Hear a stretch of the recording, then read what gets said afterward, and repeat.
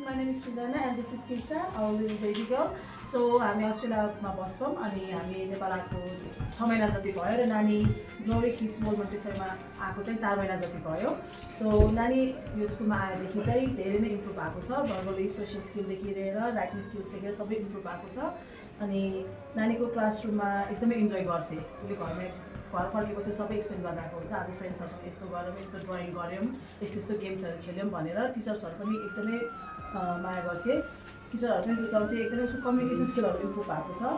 अनि स्कुलमा पनि उसको लागि चाहिने, उसको ग्रोथको लागि चाहिने सबै इक्विपमेन्ट सबै एभाइलेबल छ भनौँ होइन. लाइक ड्रइङ गर्नेदेखि लिएर ब्लग्सदेखि लिएर सबै कुरा छ.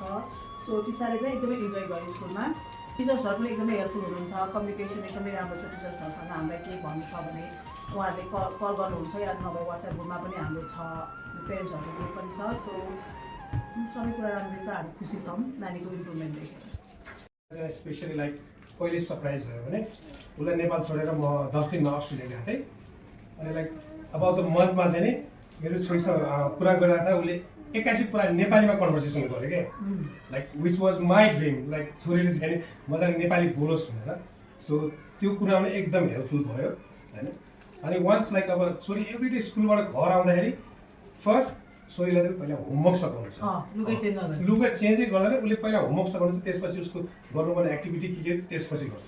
So like we are like more happy भनौँ न. लाइक अब राम्रै चाहिने रिजल्ट आयो लाइक विदिन लाइक 4 मन्थ्समा भने जस्तो भएर. त्यही भएर हजुरहरू सबैलाई एकदम हृदयदेखि नै धन्यवाद होइन. अब फर्दर फ्युचरमा आउँदाखेरि पनि लाइक विदिन मन्थको लागि मात्र हुन्छ भने म चाहिँ राख्ने चाहिँ प्लानमा छु. Thank you.